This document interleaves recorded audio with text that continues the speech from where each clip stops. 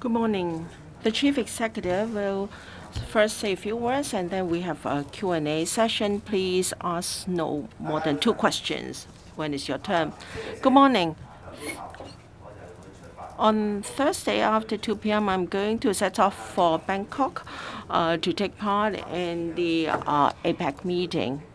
Understand that 21 economies, leaders of 21 economies are going to attend that conference, and this will give me ample opportunity to meet with different representatives of economies and also business leaders to tell good stories of Hong Kong. And I'd like to secure the support from different countries for our sending to ASEP. Now, I'm going to demonstrate to everyone I'm going to meet that Hong Kong is now vibrant and alive and energetic. And we're going to shine in the international stage again, including tourism, business, economy, and finance, etc. And I will also tell them Hong Kong is a place with Chinese advantages and international advantages. We're the only place to enjoy both. And then they should try to set up their bases in Hong Kong so that they can expand their businesses here. And then I would tell them that after 3 years of pandemic,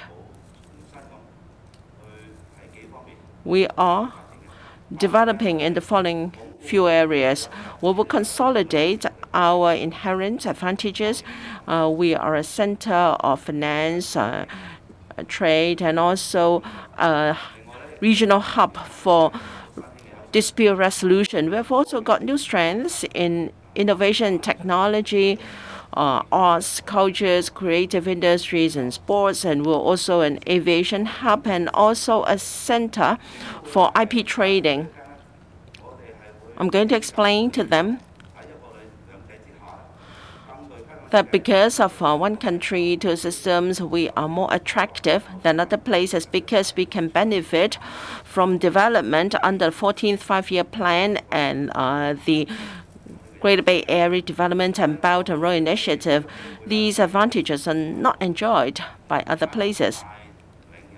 So I'm going to lead a team, a delegation, a trade delegation with over 20 representatives to tell the Hong Kong story well and to attract investment to Hong Kong.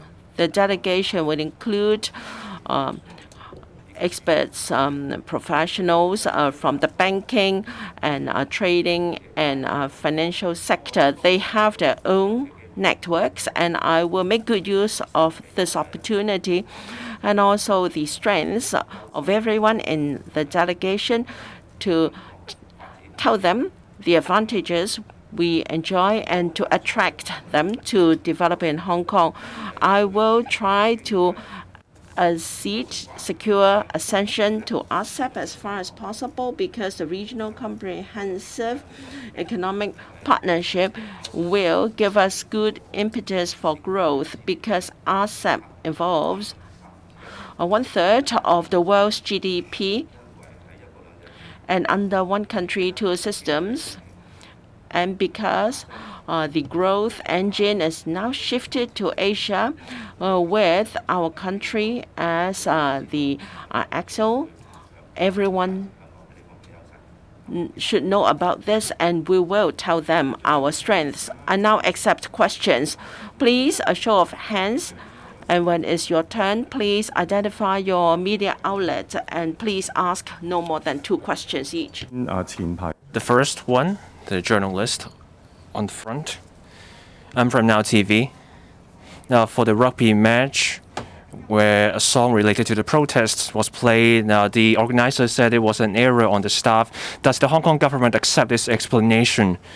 Now, the Hong Kong has this criminal mutual assistance agreement with South Korea. Will we ask the South Korean police to help us?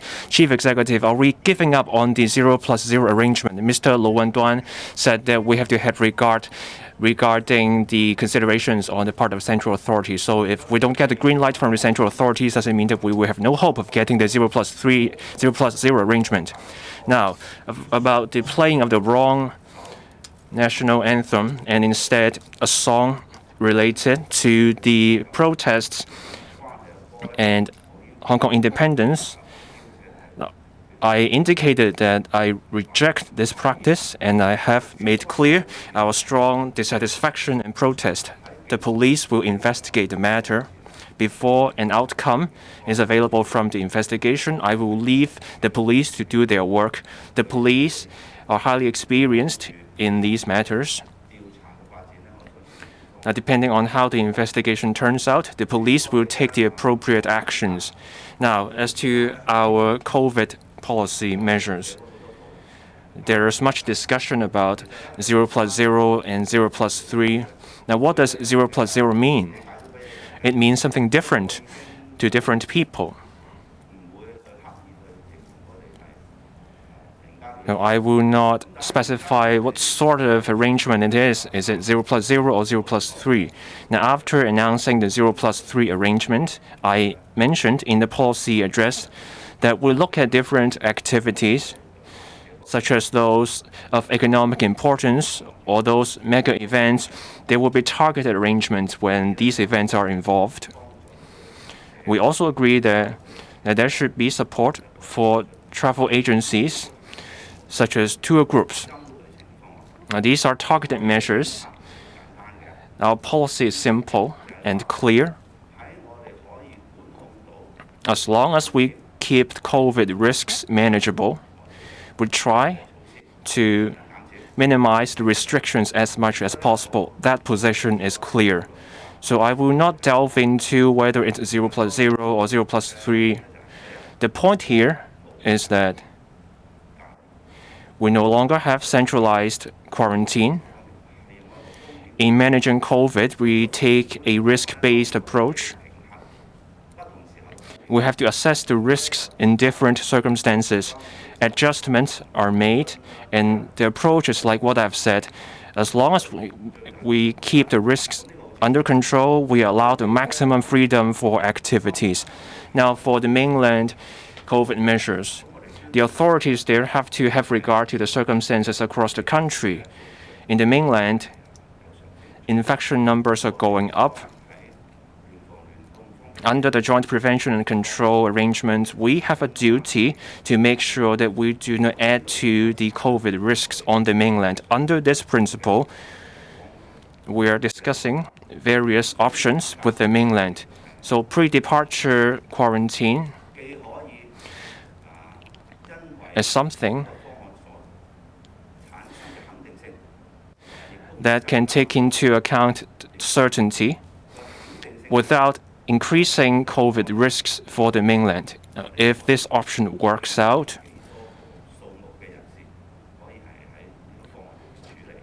a certain number of people may be able to take part, and if the option works out, then we can consider expanding the scope to make it easier for people to travel to and from the mainland. So this is part of our thinking in our discussions with the mainland, that is to make things easier for people. Next question, on the left, the lady in white. TMHK. So on the national anthem mistake in South Korea, because there's another game in Dubai next month, so how can the government make sure the same mistake won't happen again? And are there any new measures to prevent that? And about the MTR accident which occurred at Yau Ma Tei station, because two similar accidents had already happened within a year, so how will the government better monitor the cooperation to further ensure passenger safety? Thank you.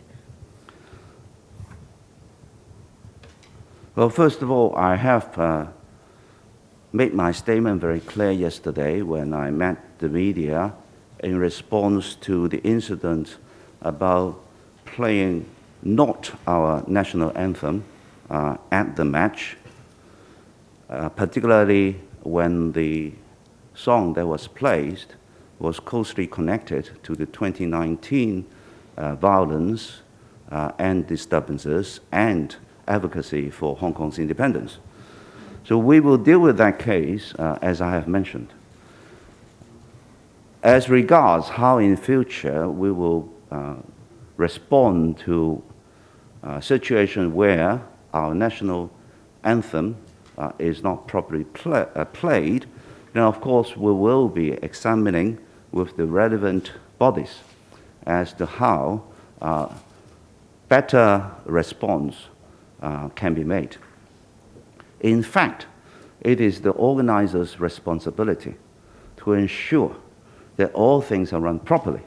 And this, of course, includes the playing of national anthem of any players who have won the match. So it is the responsibility of the organizers. We'll do our best to assist the organizers to fulfill their obligation. But it's important when mistakes are made, when problems arise, we point those problems out, and there is a good investigation to know what actually happened, so that we will deal with the situation accordingly. So I will be asking CSTB to look into this matter together with the sporting community and the organizations, so as to find a way to ensure that improvement can be made in this area. Next question. The next question on the MTR. Yeah, okay. Of course, I'm very concerned about the operational safety of MTR because it takes care of the majority of our commuters every day. I think the Secretary for Transport and Logistics have made it very clear that safety is the #1 priority, and there will be a good monitoring system. What we want utmost is, first of all, the company itself to have a good self-monitoring system so that the operational safety is maintained as a very high standard. The government, of course, has the responsibility to monitor the performance, look at the investigative reports to ensure that anything that needs to be properly addressed will be handled appropriately.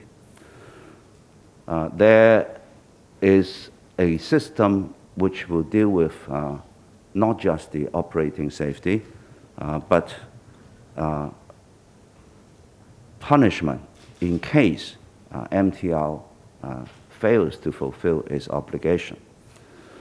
We also are mounting a consultation exercise in connection with how the MTR fares should be considered, so we can also deal with the issues collectively in the consultation exercise.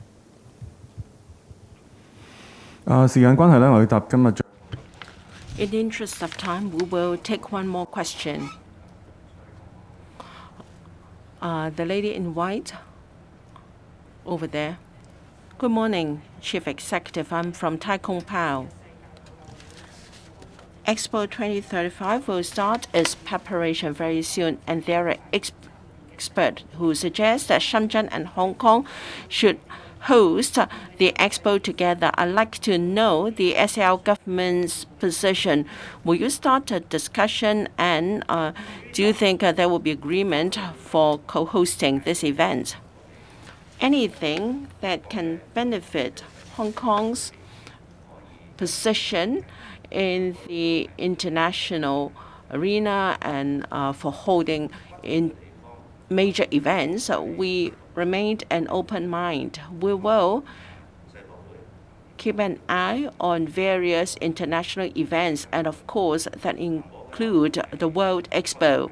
My position is open. Anything that can allow Hong Kong to showcase our vibrancy will allow us to gain excellent experience. I'm confident that Hong Kong can successfully host international major events, so we will keep an eye on all possibilities to give more opportunities to Hong Kong, and we will assess the overall situation, including World Expo, and that include different types of world events. Thank you.